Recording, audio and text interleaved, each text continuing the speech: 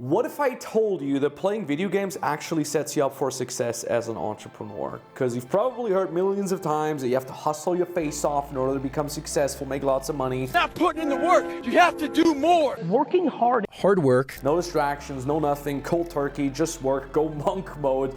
But for my fellow gamers out there, what if there's actually a possibility to do both? What would it look like to be able to make the money you've always wanted and still be able to enjoy the games that you and I love? Now, before you go and blow up the comments and freak out saying, Max said I could play video games all day, it's actually incredibly important how you apply these lessons.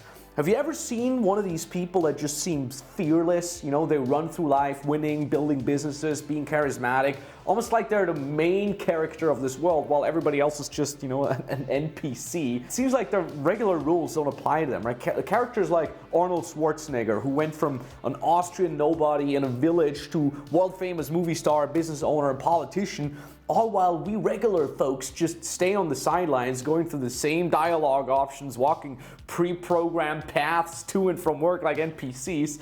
So one mindset shift that I had learned in my 20s that helped me go from nobody to traveling the world with my first 7-figure consulting biz was treat your life like a game where you're the main character, not just an NPC. And this frame helps you work super hard, helps you chase the things you really want in life, and helps you take risks because you're not going to play it safe. You basically say, hey, I'm the main character of this game. I want to see some adventure. I want to go see the risky things. I want the main character to be bold and go out there and explore opportunities and level up and go crush. When I got offered to work 6 to 12 months entirely for free for my mentor, sleep on couches, being a different country, having zero income, it was a really dumb choice for me to say yes to that because I had a part-time job. I was getting money from the government to do studying. I studied on the side as well. I got everything that I really needed, and it was essentially the worst timing in my life to say yes to such a thing as an unpaid internship, but I did it anyways. Because I thought, kind of, if this was a video game, what would I rather see my character do? Like, hell yeah, let's go do things, right? Also, years later, when I was established as the best paid dating coach in the world with my first consulting business, I could just say, well, let's stay on top and be boring and squeeze out more money out of this for a couple more years. Or I go after what I really wanted, and that was completely starting from scratch with my other business, the business consulting business, which is what I'm doing now and have been doing very successfully for many years. You know, kind of what would Arnold do? What would the main character in my video game do? Now, this main character frame also is incredibly helpful when it comes to work ethic. You ever wondered how some people can just work 12 hours a day without burning out or getting tired? Well, here's the trick. One of my all-time favorite games is Final Fantasy X on the PlayStation 2. And if you've never played it, don't worry, you'll still get the gist. There was this random challenge where you had to evade lightning bolt by pressing X at the exact correct second in order to evade it, and you had to do that 200 times in a row without failing. So needless to say, I had to grind over an entire weekend, like 6 hours in a row, just to manage that challenge, just to then get the best weapon for one of my characters. I grinded so long just to get this. The cool thing with video game challenges like this is they teach you something that we call delayed gratification.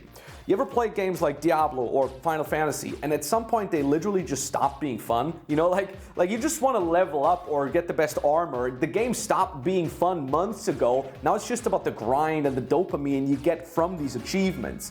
Now, you can take that track record of grinding to get the achievements and put it into real life. The only difference is the games are created to get you the payoff much faster. You know, you frag another player, you get the XP, you get a reward pop up on screen. In real life, you don't have anything popping up on the screen, and you usually just get rewarded for actions that you're taking weeks, months, or even years later. But once you make peace with that slower reward loop, you're setting yourself up for success because now you're training the willpower muscle, right? You're building the ability to work for prolonged periods of time without needing dopamine in form of gratification, even if things are not fun. Right? You don't need dopamine from distraction. You use the video game grind to train your work ethics foundation, and now you're building on top of that foundation with real world grinding. I mean, I've even hired people on the sole ground of them being ex-pro gamers, knowing that they have the work ethic to succeed in our company as well. It's really great. Those folks are still around in our company. It's amazing. All right. Work ethic, yada yada, I get it, Max, but how can I practically implement that into my life though, I got a very simple exercise for you. It's called gamification, which is the application of typical gaming elements to other areas in your life. For example, point scoring, right? Competition with others, reward systems that we just mentioned. Medium statistics actually have shown that 90% of employees are more productive when they use gamification. 72% of people believe that gamification inspires them to work harder. So that means for you, make a list of all the tasks that you need to grind on every day to reach your goals. So if you want to build a business, it's probably things like reach out to prospects via DMs, post once a day on the platform of your choice, close new clients. And instead of just doing that on a daily basis, set up milestones you need to hit to level up. Literally write them into a Google spreadsheet and mark the task green after you finish it. I mean, there's tons of great apps too that can gamify your progress and things.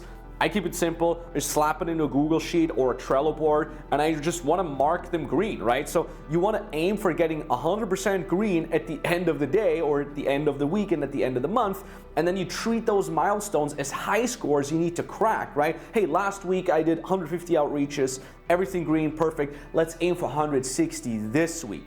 Same goes for investing in yourself, by the way.